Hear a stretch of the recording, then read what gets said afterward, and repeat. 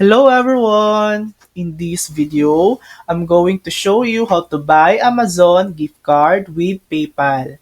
First, launch any browser. Type Amazon gift card PayPal. Find and click the link that lets you purchase Amazon gift cards using PayPal. Example, trusted gift card sites like Dandel, eGifter, or PayPal Gifts.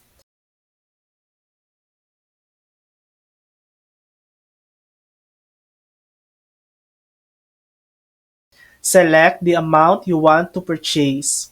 Choose whether the gift card is for yourself or someone else as a gift. Click Add to Cart.